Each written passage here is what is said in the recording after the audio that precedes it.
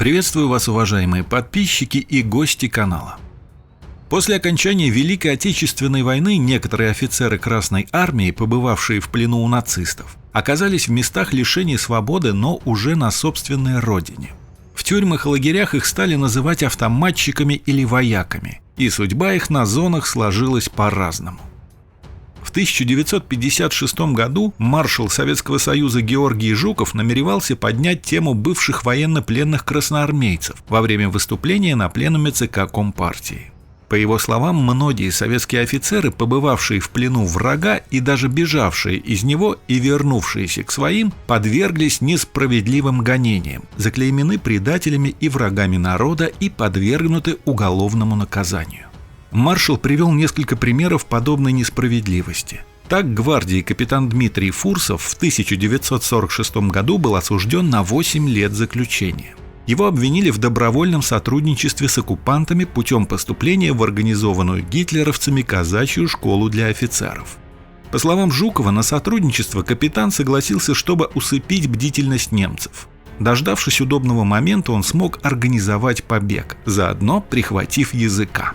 Всего к концу Великой Отечественной в плену у гитлеровцев и их союзников находились более 1,5 миллиона советских военнослужащих. Все они подлежали проверке и фильтрации органами контрразведки СМЕРШ. В итоге 42% красноармейцев, а это 660 тысяч человек, были призваны в вооруженные силы обратно. 22% отправлены в рабочие батальоны по всему Советскому Союзу. Другие были привлечены к работам в воинских частях в странах Европы. Однако порядка 10-15% из попавших в плен солдат и офицеров Красной Армии, более 200 тысяч человек, были подвергнуты репрессиям, в том числе уголовной ответственности по тем или иным причинам. Попавшие в места лишения свободы офицеры стали называться среди зэков автоматчиками или вояками. Пополнять контингент зон они стали еще во время Великой Отечественной. Так, в 1942-43 годах были созданы специальные фильтрационные лагеря, куда попадали освобожденные из плена офицеры. Судьба теперь уже бывших офицеров складывалась на зоне по-разному. Их статус и положение в тюремной иерархии зависели от нескольких факторов. Одним из них было моральное состояние и психологическая устойчивость автоматчика. Среди осужденных офицеров было немало тех, кто держался очень уверенно. По всей видимости, сказывался военный опыт, в связи с которым притуплялось чувство страха из-за ежедневного риска на войне. Определенное моральное превосходство придавало воякам вес как защитникам Отечества. Прошедшие горнило войны офицеры Красной Армии обладали духом независимости. В арестантской среде такие автоматчики сразу резко выделялись на фоне безропотных мужиков, основной массы арестантов, середняков тюремной иерархии и забитых политических. Бывали случаи, что бывшие офицеры, в особенности если они служили в разведке или морской пехоте, не боялись ввязываться в драку с целой бандой зэков. Но некоторые из вояк терялись, очутившись в новой незнакомой обстановке. Среди них не было такой сплоченности, как у блатных, объединенных воровским законом и моралью, понятиями и традициями криминального мира. Защитники Родины испытывали глубокое потрясение, попав за колючую проволоку. Они не могли смириться с тем, что им приходится мотать срок. Сильное влияние на положение бывших офицеров Красной Армии в лагерях оказала сучья война, начавшаяся сразу после окончания Великой Отечественной. Ее корни лежат в 1942 году, когда зэков стали призывать на службу. Часть воровского сообщества отправилась на фронт в добровольном порядке. Это было серьезным нарушением кодекса блатных, который гласил, что вор не должен сотрудничать с властью и уж тем более защищать ее с оружием в руках.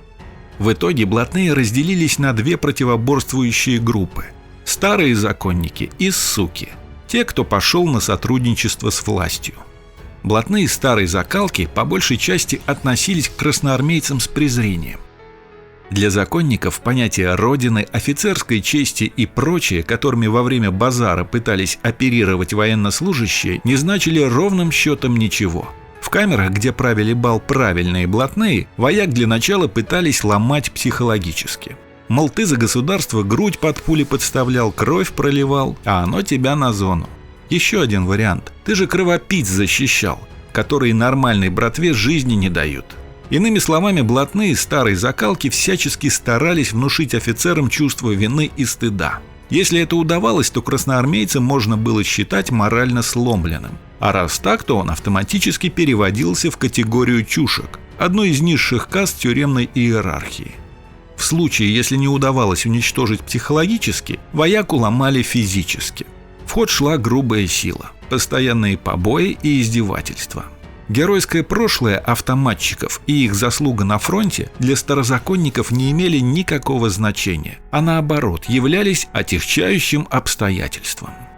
Несравнимо в более благоприятных условиях находились автоматчики там, где заправляли суки. Воевавшие блатные, видевшие море крови и бившие врага вместе с другими красноармейцами, быстро находили общий язык с офицерами. Предубеждений против людей в форме у сученных воров не было, поскольку некоторые из них сами носили погоны. Бывало, что блатной дослуживался и до офицерского звания. Среди таких авторитетов сотрудничать с властью было незазорно. Поэтому, оказавшись в подобной среде, автоматчик, как правило, имел все шансы со временем продвинуться по криминальной иерархии. Таким образом, положение офицеров-красноармейцев в послевоенных тюрьмах зависело как от физического состояния и морально-психологической устойчивости, так и от того, в какую среду они попадали – старозаконную или сучью. Что можно добавить ко всему этому? Казалось бы, солдат, который прошел все ужасы войны, должен вернуться домой к своей семье, а вместо этого его обвинили в измене родине и отправили туда, где царит атмосфера немногим лучше, чем на войне. Другое дело, если этот солдат действительно совершил преступление перед Родиной, которая так надеялась на него и которую он так подло предал. Тогда, как говорится, виновен – отвечай. На этом у меня все. Если видео было вам интересно, ставьте лайки и не забывайте подписаться и нажать на колокольчик, чтобы получать оповещения о новых интересных фильмах на канале «Однажды на Земле». Ну и, конечно, спасибо за просмотр.